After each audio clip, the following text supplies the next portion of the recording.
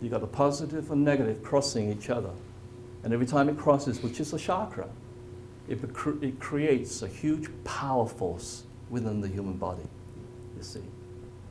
Everything in life, there's an opposite. Everything from life and death, good and bad, hot and cold, black and white, positive and negative, male, female, war and peace. You can just keep on going, up and down. You know, there's a balance to everything in life, including us, including us. Now we get to a very interesting thing, and that is this. Remember what I said about the medical profession way back when? Well, you see, they really didn't understand things like there could be anybody else than a doctor who's had to pay a lot of money and spend many, many years in being trained to become a doctor.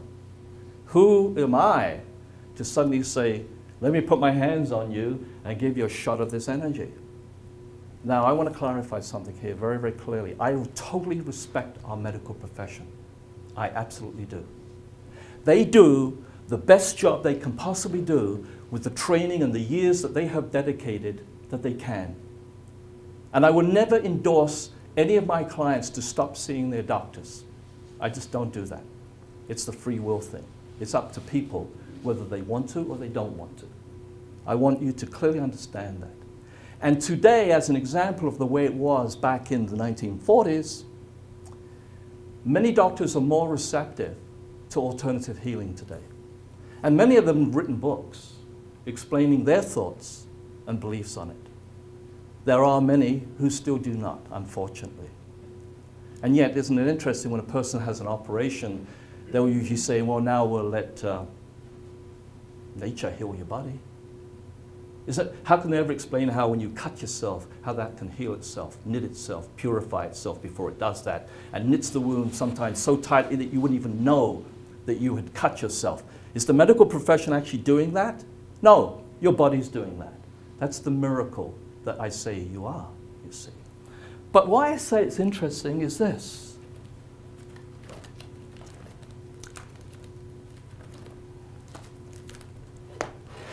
That we all know what the medical professional symbol looks like. Not colors like that. No, of course not. It's like, it looks like two snakes intertwining around a flagpole with two wings. Interesting, isn't it? Do you know why? Because if you were to count how many times those two snakes cross each other, it's the chakras. Exactly the same number as the chakras. And the medical profession, health. If your energy is spiraling through your body, just as I have shown you, you would walk in perfect health. Fascinating to me that a lot of them don't even understand that. That it is the chakra system. Because many of them will say the chakra system be damned, what the hell is that? Because I've had doctors actually talk to me at some shows and really question me on the work that I do. But they can never explain that. No, they can't. The second part of light and sound healing is that once I've used the tuning forks, which usually take about 15, 20 minutes to do that, the life current energy of that client, as I say to you, is moving in such a way that it has cleared negativity all the way back from the first 5 years of life. Change brings change.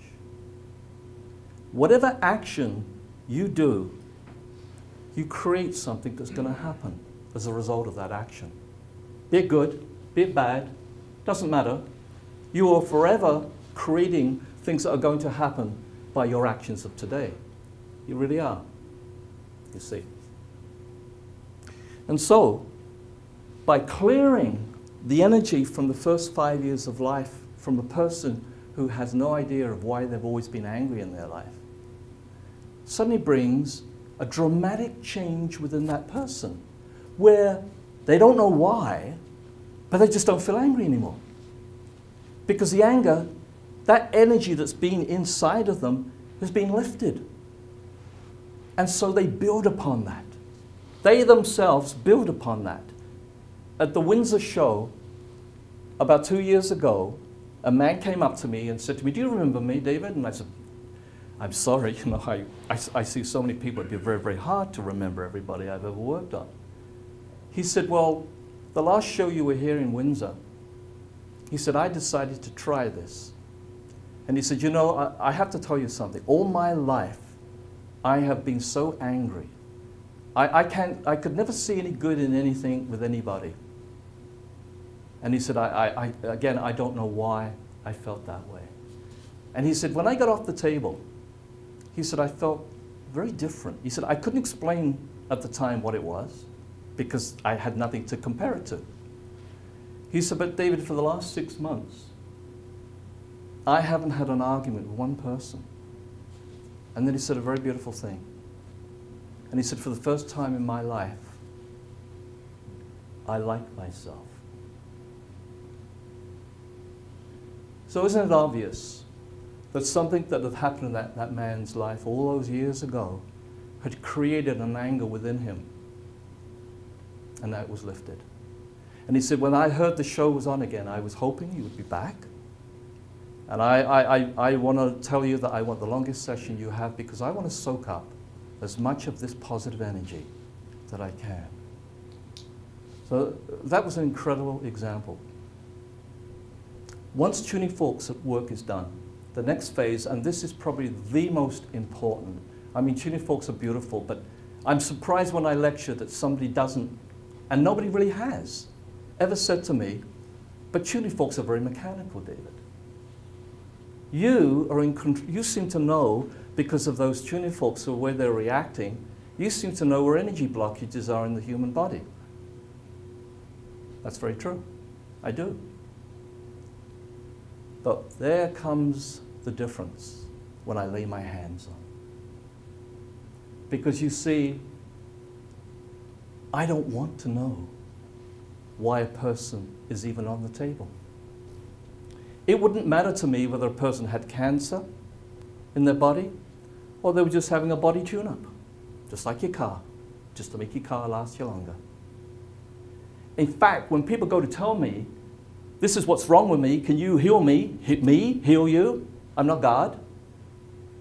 No, I step aside and I say, please, I don't want to know what is wrong with you or why you want a session. Because if I don't know what is wrong with you, or maybe there isn't anything wrong with you, then whatever happens on this table through my hands is divine energy. I am used as a vehicle for its will, not my will. That is a very profound, powerful statement I've just made to you. The more I step out of it, the more powerful energy is coming through my body. If I believed that I was the one, David Bell, who was doing all this work for all these people and healing people and correcting all these things, the universe itself would say, you can be anything you want to be, David. And if you really truly believe it is you that is doing that, you will be that source of energy to do that. I would be like a car battery. That you can't get your car started. It's a very cold morning and none of your cars are going to be starting.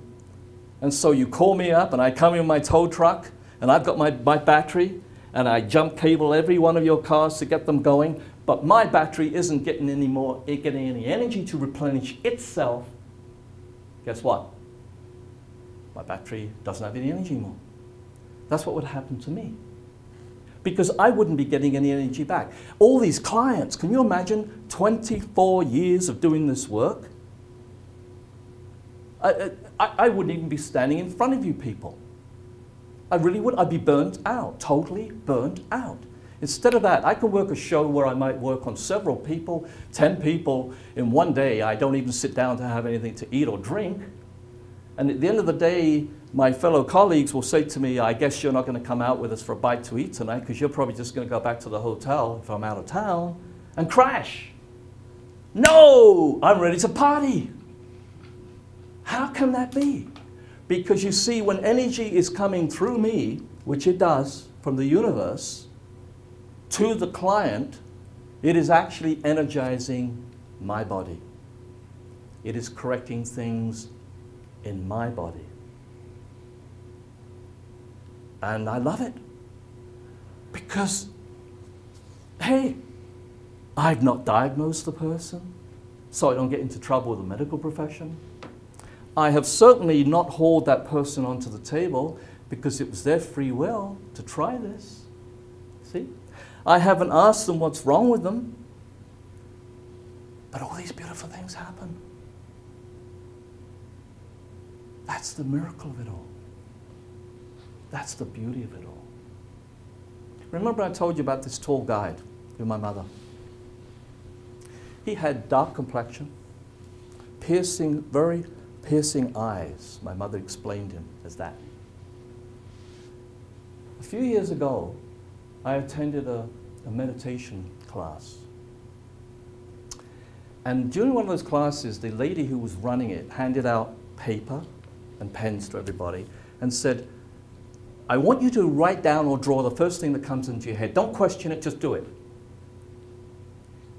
And what I drew was a pyramid with a circle in the middle where the circle was touching all three sides. She came walking around and talking to the students and, oh, well, this explains this and this explains that. And she comes up to me and she says, oh my goodness. I said, what? She said, let me just show you a drawing who this artist can actually see people's spiritual guides. Now this is interesting because I want to just slightly backtrack because I just missed one very important point, and that was this lady, because I was attending meditation classes, she made an appointment with me to have one of these sessions. And while I was working on her, she started channeling. You all know what channeling is, I hope. Do you know what channeling is? Yes? No. People go into an altered state whereby a spirit entity can actually talk through your vocal cords, right? And can come up with some of the most... If somebody was asking a question, you could actually ask that person, what is the origin of the universe? Something as profound as that. Not, am I going to meet somebody? You know, am I going to do this? Am I going to get a good job? No, no. I'm talking about very heavy-duty questions about life and everything about it. And all of a sudden, this woman started talking with a totally altered voice. And I knew it wasn't her, because this woman just didn't have this type of knowledge that was coming at me. And this guy was explaining all these things while I'm working on her. And I'm thinking, my God. So I said to her, you know, that was a very interesting session. She said, well, did a guide come through? And I said, yes. And she said, did he introduce himself? And I said, I asked who he was.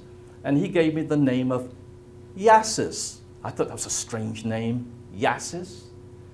And she said, oh my goodness, David, next time you come from meditation class, remind me about what's just happened here, because I've got a drawing to show you that was done by an artist who can see spiritual guides.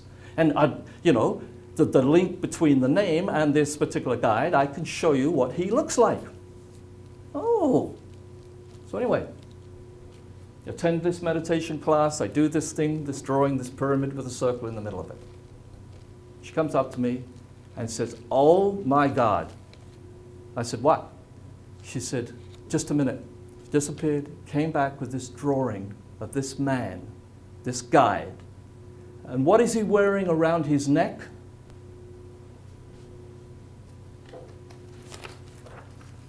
Well, he's wearing a pyramid with a circle in the middle of it. I had never seen this drawing before. How and why do you think I might have done that then? And I said to her, I said, you know, I get a feeling that that guide would like to be one of the guides that actually works through me, because I have many, many spiritual guides who do this healing work through me.